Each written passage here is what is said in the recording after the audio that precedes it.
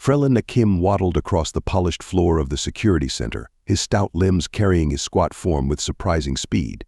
He paused before a reflective panel, using one stubby arm to straighten the elaborate insignia on his uniform, while the gills on his neck fluttered nervously.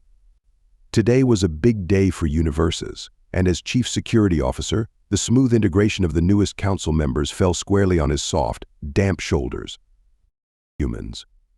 The word itself sent a ripple through his pale, sensitive skin, causing it to flush a deeper shade of blue. He'd studied the briefing packets, of course, but nothing could truly prepare one for first contact with a new species, especially one as unique as humans were reputed to be. The vast docking bay of Universes thrummed with activity. Beings from 1,000 worlds towered over Frelin Akim as they scurried about their business, a testament to the grand experiment in universal cooperation that the planet represented. Despite his small stature, Frelin Akim felt a swell of pride. Maintaining peace among billions of different species was no small feat, but the strictly enforced no-weapons policy for non-security personnel had proven remarkably effective. A chime sounded, announcing the arrival of the human diplomatic vessel. Frelin Akim straightened to his full height of just over a meter, his gills flaring in anticipation. The airlock cycled open, and out strode the human delegation. Frelin Akim's large, watery eyes widened in surprise.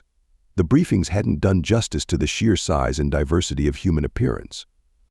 They were all so tall, looming over him like living skyscrapers. Some were thick with muscle, others soft around the middle. Their head fur came in a rainbow of colors, and their skin tones varied widely. "Welcome to Universes," Frelin Akim announced, his voice coming out in a series of burbles that his translator module converted into standard galactic common. "I am Chief Security Officer Frelin Akim. It is my honor to—" "Hey, Frelly," one of the humans interrupted, a stocky male with a growth of fur on his face. He bent down, hands on his knees, to address the diminutive security chief. "Nice place you got here. Where can a guy get a decent burger?" Frelin Akim blinked his large eyes in confusion. "Frelly? Burger?"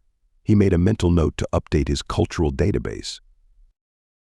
That is. "Perhaps we could discuss cuisine later," he managed, craning his neck to look up at the towering humans. "First, we must proceed with standard security protocols. If you'll all please step through the scanner." The humans complied, chattering amongst themselves as they passed through the advanced scanning arch. Immediately, alarms blared.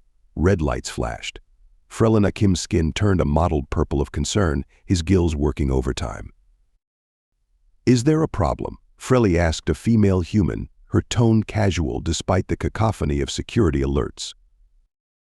Frelin Akim took a deep breath, his gills fluttering rapidly. "I'm afraid so. Our scans have detected numerous weapons in your possession. As per Universe's law, all weapons must be surrendered by non-security personnel." He expected immediate compliance. Perhaps a few sheepish looks as the humans handed over whatever primitive projectile weapons they'd mistakenly brought along. What he got instead was laughter that seemed to shake the very floor beneath his webbed feet. "Good one." Frelly the stocky human guffawed, slapping his knee, which happened to be at Frelin Akim's eye level. "Give up our guns? That's hilarious." Frelin Akim's purple deepened to an alarmed indigo, his skin glistening with a nervous sheen. "I assure you, this is no joke. Weapons are strictly prohibited." "Listen here." Little buddy, another human cut in, this one wearing some kind of red head covering. He squatted down to meet Frelin Akim at eye level. "Maybe that flies with other species, but humans? We don't go anywhere without protection. It's our God-given right." Frelin Akim's gills flapped in confusion. "God-given?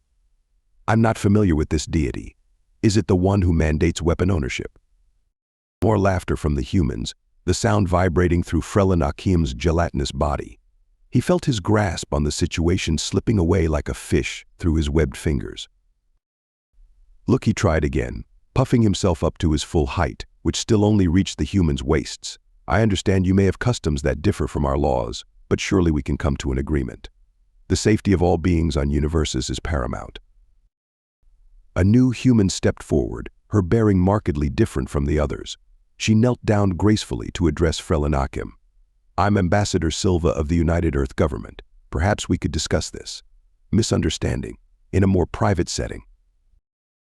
Frelin Akim nodded gratefully, his skin returning to a more natural blue. Finally, a voice of reason. As he waddled alongside the ambassador towards a private conference room, he heard one of the other humans mutter, "Bet ya $5 the Americans cause an interstellar incident before dinner." Frelin Akim didn't know what bucks were, but as his gills quivered anxiously, he had a sinking feeling that his day was about to get much more complicated. Little did he know, this was just the beginning of Universe's crash course in human stubbornness, constitutional rights, and the phrase from my cold, dead hands. Frelin Akim's webbed feet made soft squelching sounds as he paced the length of the conference room. His gills fluttered rapidly, processing oxygen from the tense air. Across the table, Ambassador Silva sat with a small group of human representatives, their towering forms making the furniture look comically undersized. "Let me see if I understand correctly," Frelin Akim burbled, his translator working overtime to keep his tone diplomatic. "You're saying that carrying weapons is a fundamental right for humans?" Ambassador Silva nodded, her expression a mix of patience and amusement. "For many humans, yes. Particularly for our American colleagues," she gestured to a group of humans wearing small metallic pins shaped like their nation's flag. One of the Americans, a broad-shouldered man with a voice like grinding rocks, leaned forward. "Listen here, Frelly. The right to bear arms isn't just a right, it's a God-given freedom enshrined in our Constitution. You might as well ask us to stop breathing." Frelin Akim's eyes widened, causing small ripples in the watery orbs. "Your respiratory functions are tied to weapon ownership. Fascinating. Our xenobiologists will want to study this physiological quirk." A burst of laughter interrupted him.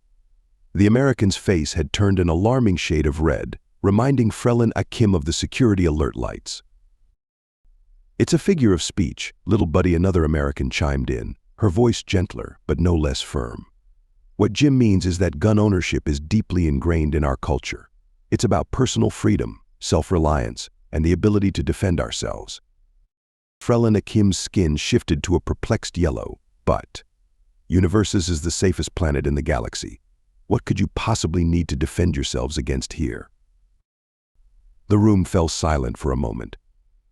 Then, to Frelin Akim's horror, one of the Americans muttered, "Well, no offense, Frelly, but we just met you all. Who knows what you're capable of?" Frelin Akim's gills clamped shut in shock, causing him to emit a high-pitched whistle of distress. Ambassador Silva shot a reproachful look at her colleague. "What my associate means," she said hurriedly, "is that humans value being prepared for any situation. It's not a reflection on Universes or its security."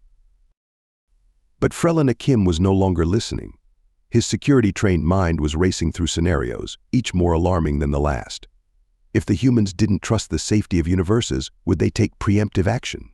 Was this the prelude to an invasion?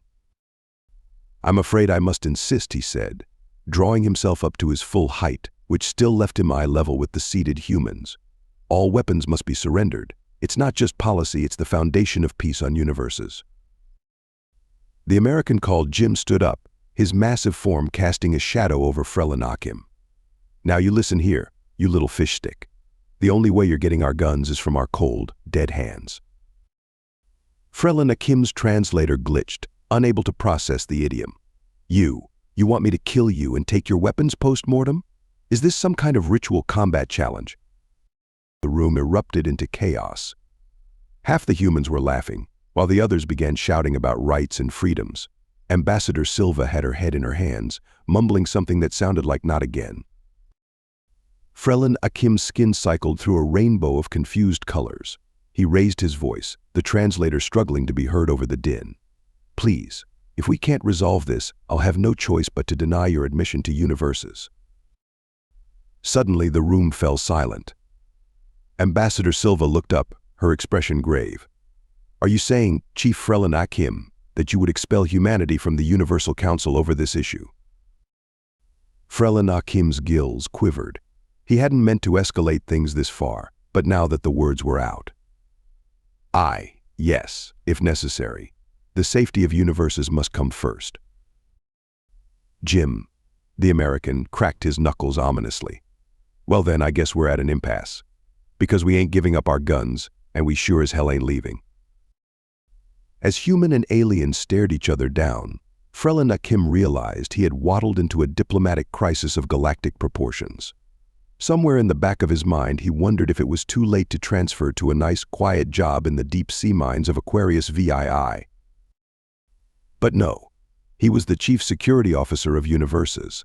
He had faced down plasma-breathing draconians and negotiated peace with the hive mind of Zeta Reticuli. Surely he could find a way to resolve this conflict with the humans. Even if it meant prying their weapons from their cold, dead hands. Whatever that actually meant. Frelin Akim sat in his office, his small form almost disappearing behind the enormous desk designed for beings thrice his size. His gills worked overtime, processing the anxiety-rich air around him. On the holo-screen before him, a dizzying array of human cultural data scrolled past. Computer, he burbled, his translator converting the watery sounds to crisp commands, explained the human concept of the Second Amendment. The AI's soothing voice filled the room. The Second Amendment is a part of the United States Constitution, guaranteeing the right of citizens to keep and bear arms. It states a well-regulated militia, being necessary to the security of a free state, the right of the people to keep and bear arms, shall not be infringed. Frelin Akim's eyes swirled in confusion. But what's a militia? And why would individual citizens need to secure a state? Don't they have professional security forces like, well, me? The computer hummed, processing. Historical context suggests this amendment was created following a revolutionary war, with the intent of preventing tyranny and ensuring citizen autonomy. Preventing tyranny, Frelin Akim mused, his skin shifting to a thoughtful blue. Fascinating. Computer, show me examples of how humans use these arms in their daily lives. The holo screen flickered, displaying a rapid succession of images: humans at shooting ranges, hunters in forests, action movies with improbable explosions, and to Frelin Akim's horror, scenes of violent crimes and wars. Great galloping galaxies, he whispered, his skin paling to a sickly green. How do they survive as a species with all this violence? Yet as he watched, he noticed something else. Images of families teaching gun safety, competitive sports shooters, and communities rallying around the concept of self-defense. It was a complex tapestry of culture and ideology that made his head swim. Computer, analyze human entertainment media for weapons prevalence. The results were staggering. Guns appeared in a vast percentage of human movies, television shows, video games, and books. They were everywhere, an integral part of human storytelling and imagination. Frelin Akim's gills fluttered in realization. It's not just a tool for them, it's a symbol. A cultural touchstone. He paused, thinking. Computer, compare the prevalence of weapons in human culture to religious symbolism in other species. The computer churned for a moment, then displayed a chart. To Frelin Akim's astonishment, the cultural significance of guns in human society closely matched the importance of religious icons in many other civilizations. By the cosmic currents, he breathed. It's not just a right for them. It's practically a religion. Just then, his communication panel buzzed. It was his assistant, sounding frantic. Chief, the human called Jim is demanding to see you. He says he wants to. Clear the air, whatever that means. Should I tell him you're busy investigating air pollution? Frelin Akim sighed, his whole body seeming to deflate slightly. No, send him in. I think it's time we had a frank discussion. As he waited for Jim to arrive, Frelin Akim quickly composed a message to the Universal Council. Honored members. He typed, his webbed fingers flying over the oversized keyboard. I believe we may need to reconsider our approach to human weapon policies. Evidence suggests we may be treading on deeply held cultural, possibly religious, beliefs. Recommend convening an emergency session to discuss potential accommodations. He sent the message just as his office door slid open, revealing Jim's towering form. The human had to duck to enter, his face set in a grim expression. All right, Frelly, Jim said, his voice surprisingly soft for such a large being. I think it's time we level with each other. Man too. Fish man. Frelin Akim nodded, gesturing to a chair that would comically dwarf him but was just right for the human.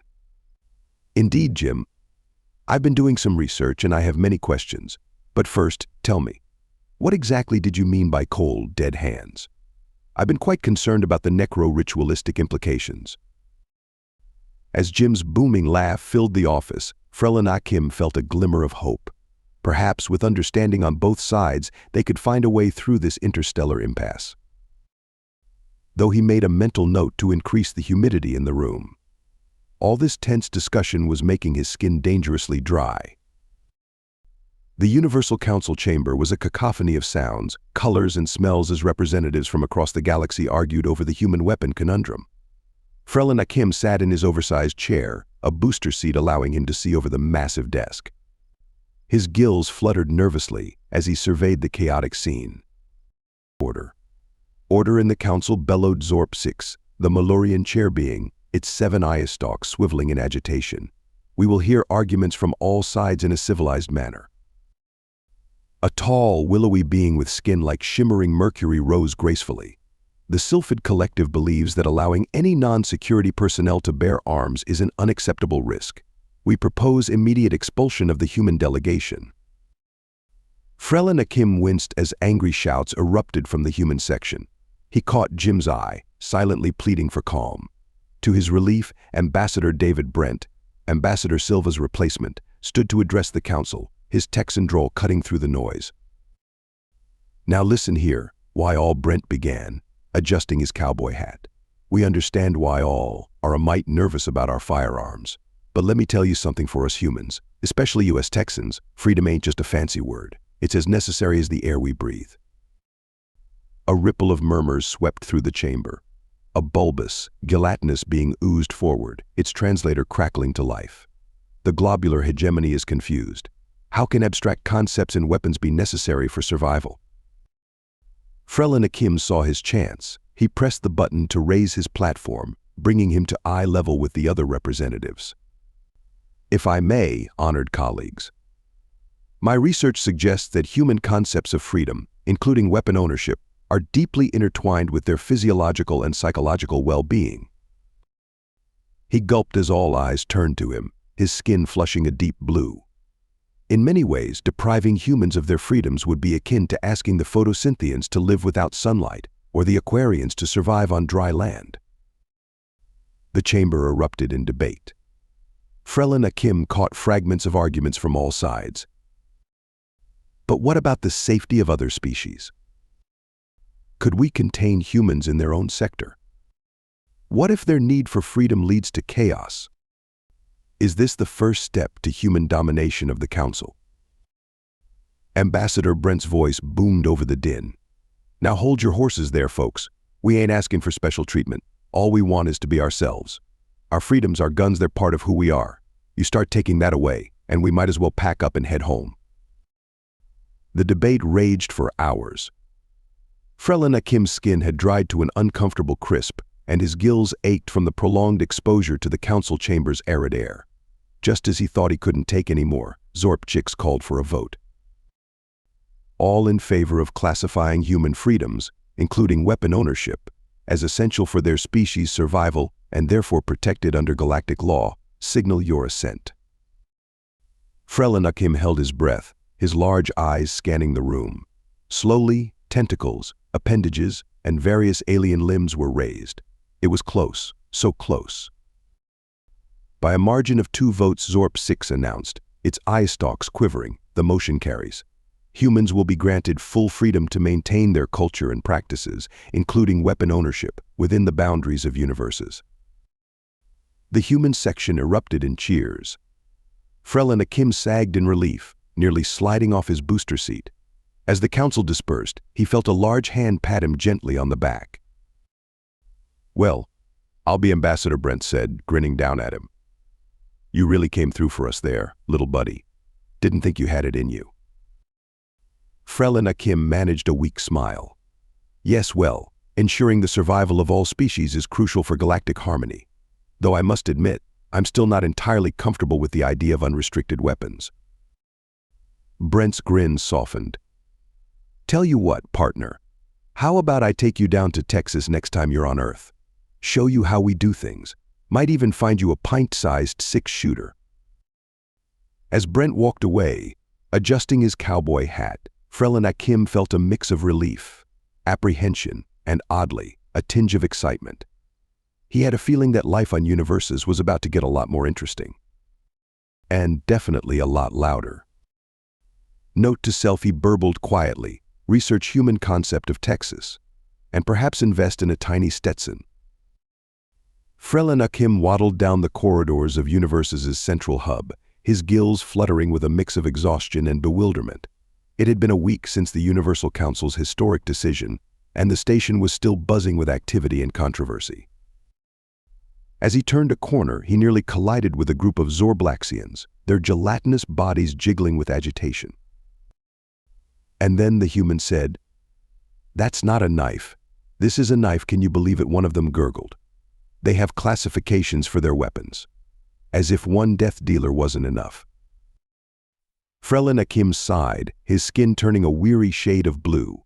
He'd been putting out metaphorical fires and one literal one, thanks to a human fireworks display all week. Suddenly, a booming voice echoed down the hallway. "Well, if it ain't my favorite little guild buddy." Ambassador Brent strode towards him, cowboy boots clacking on the metallic floor.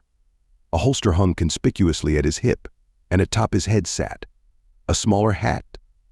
"Howdy, Frelly. Look what I got for ya." Brent reached down and plunked a tiny cowboy hat onto Frelin Akim's head. "Now you're a real honorary Texan." Frelin Akim blinked his large eyes, the hat teetering precariously between them. Thank you, Ambassador. It's very festive." "Ain't it just?" Brent beamed. "Listen, I wanted to thank you again for all your help. You really came through for us humans. As a token of our appreciation, we'd like to offer you a little something." From behind his back, Brent produced a small, gleaming object. Frelin Akim instinctively recoiled before realizing it was a miniature version of the human's projectile weapons, sized perfectly for his tiny hands. "It's not real, of course," Brent chuckled. "Just a little squirt gun. Figured you might want to defend yourself from all them contentious bureaucrats around here." Frelin Akim tentatively accepted the gift, marveling at how natural it felt in his webbed grip. "This is unexpected. Thank you, Ambassador." As Brent tipped his hat and sauntered off, Frelin Akim found himself face to face with Zorp 6, the Malurian chair being. Chief Security Officer Zorp 6's eye stalks swiveled with concern. "I trust you're managing the adjustments to our new policy." Frelin Akim nodded, suddenly aware he was still wearing the tiny cowboy hat and holding a miniature water pistol. "Yes, Chair Being. It's been challenging, but we're adapting. Did you know humans have an entire sport dedicated to throwing sharp objects at circular targets? We've had to designate 3 new areas for darts alone." Zorp 6's tentacles writhed anxiously. "Yes, well, that's what I wanted to discuss.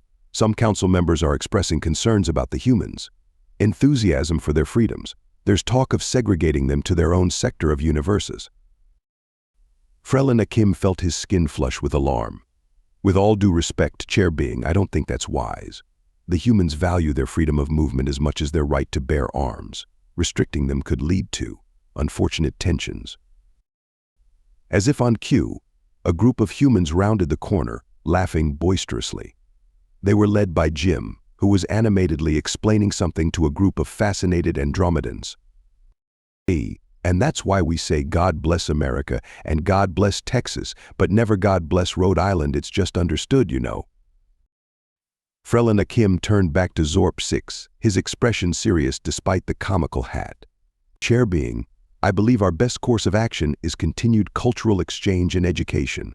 The humans are different, yes, but they're also bringing a new energy to Universes. Did you know they've already established 3 Irish pubs and something called a honky-tonk?" Zorp 6's eye stalks drooped in resignation. "Very well, Chief Security Officer. I trust your judgment, but do keep a close watch. We don't want any interstellar incidents." As the chair being oozed away, Frelin Akim allowed himself a small smile. He looked down at the water pistol in his hand, then at his reflection in a nearby polished surface. The tiny cowboy hat sat askew between his eyes, giving him a rakish, almost human-like appearance. Well, he burbled to himself, if you can't beat M, join M. With a sudden burst of inspiration, he aimed the water pistol at his dry skin and pulled the trigger, sighing with relief as the cool water misted over him. As he waddled towards his office, Frelin Akim realized that life on Universes would never be the same. It would be louder, more chaotic, and probably a lot more dangerous. But it would also be more vibrant, more diverse, and infinitely more interesting. And who knew? Maybe one day he'd even visit this Texas place. After all, he already had the hat. Yeehaw, he whispered experimentally, his translator struggling with the unfamiliar word. The future of galactic diplomacy was going to be one wild ride. Thank you so much for listening to this story. I hope you loved it. Please remember to subscribe if you did like it so you can see more videos like this. And please give us a like and a comment too. I'll see you in the next one.